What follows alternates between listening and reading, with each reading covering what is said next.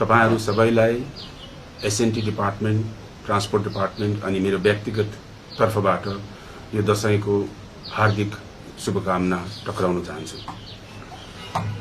म यहाँ विशेष किन आइरहेछु भन्दाखेरि यो जुन चाहिँ कोभिड-19 को पेन्डेमिक छ, साथै अब हाम्रो यो सबसे ठूलो चाड जुन चाहिँ दशैं चाड चलिरहेको छ, सुरु भइरहेछ, यसको सन्दर्भमा म किन यहाँ आइरहेछु भन्दाखेरि चाहिँ यो जति पनि मानिसहरू ट्राभल गर्नुहुन्छ, आफ्नो गार्जियनहरुकोमा जानुहुन्छ, यसमा अलिकति कहीं कतै एसएनटीले तपाईहरुको खर्चमा, लगायत खर्चमा अलिकति कहीँबाट सहयोग पुर्याउन सक्छ कि भनेर म तपाईहरुको सामने आइरहेको छु।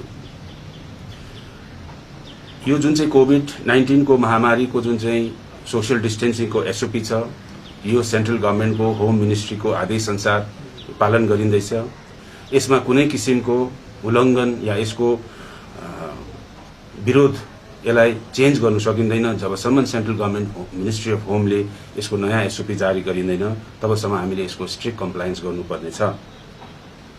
यसरी त एसएनटी डिपार्टमा के डिसाइड गरेको छ भने जति पनि एसएनटी को बस सर्भिसेस छ, यो दशैंको जुन चाहिँ पिरियडमा यो 24 तारिक आजदेखि लिएर 1 तारिक नोभेम्बरसम्ममा एसएनटी को जति पनि बसेसको भाडा 1.8 टाइम्स गरिएको थियो एज पर एसओपी। यो भाडा चाहिँ हामीले यसलाई घटाएर जस्तो सधैँको भाडा नर्मल भाडा थियो एसएनटी बसेसमा त्यो नर्मल भाडा हामीले मात्रै उठाउने छौं। अनि यो नर्मल भाडा उठाए तापनि सोशल डिस्टेन्सिङको जुन चाहिँ नर्म छ एकदमै कायम गर्नुपर्ने छ।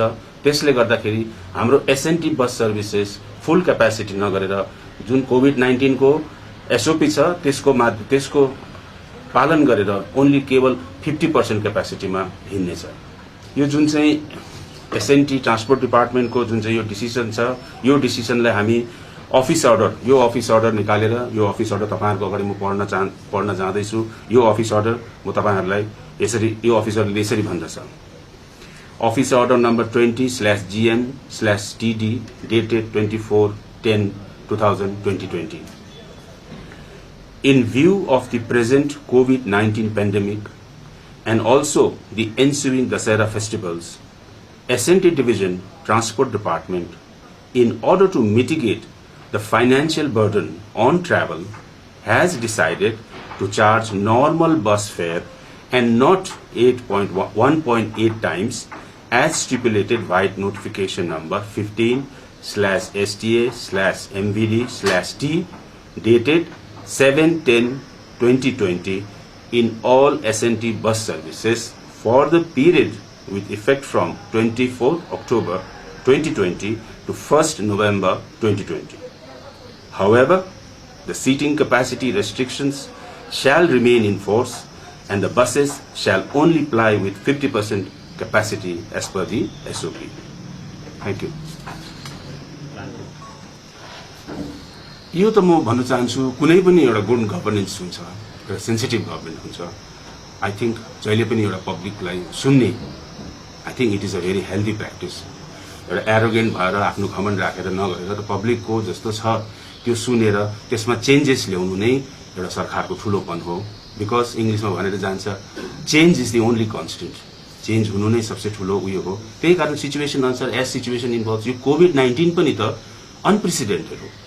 त्यसले गर्दा कुनै पनि एसओपी निस्क्यो, कहिलेदेखि मार्चदेखि निस्केको एसओपी चेन्ज हुँदै जान्छ। सो यो प्रेसर भन्नु त उचित लाग्दैन। यो पब्लिक इन्ट्रेस्टमा गरिएको, यो सबै पब्लिक इन्ट्रेस्टमा गरिएको। सर विशेष गरेर एसएनटी को जुन चाहिँ क्यापेसिटी थियो, जुन चाहिँ पहिलाको त्यही रहनेछ या फेरबदल भएको छ? हैन, क्यापासिटी सोशल डिस्टेन्सिङमा कुनै कम्प्रोमाइज छैन, यो हामीले गर्नै सक्दैन। त जसरी 50% क्यापासिटीमा चल्दै थियो, एउटा सीटमा 2 जना बस्नेमा 1 जना मानिस बस्नु, पेसेन्जर बस्नु हुँदै थियो, त्यो नि कायम हुनु छ। मतलब बस चाहिँ 50%, जस्तै अब 30 सीटर बस हो भने अल्टिमेटली फुल क्यापासिटी चल्दा त्यो 30 प चल्दैन, 15 मा बस्छ।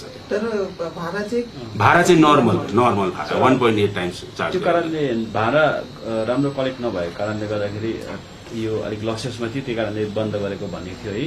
अब फर्दर अब कस्तो प्रकारले अब यसलाई रिकभर गर्छ, कुन चाहिँ बजेटबाट? अब एसएनटी को जुन चाहिँ यो प्यासेन्जर सेक्टर छ, सबै कुरा एउटा इकोनोमिक भायबिलिटी फिजिबिलिटीमा मात्रै गर्नु सकिँदैन।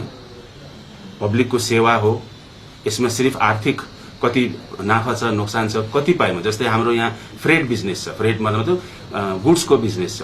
यो बिजनेस एउटा इकोनोमिक प्रकारले हेर्नु सक्छ, प्रफिटेबिलिटी लसको भए हेर्नु सक्छ, तर प्यासेन्जर सेक्टरमा नर्मली कुनै पनि हामीले एउटा पब्लिक इन्ट्रेस्ट पनि हेर्नुपर्छ। अनि economics yes very important, but it should not be the sole guiding factor when it comes to passenger and public travel.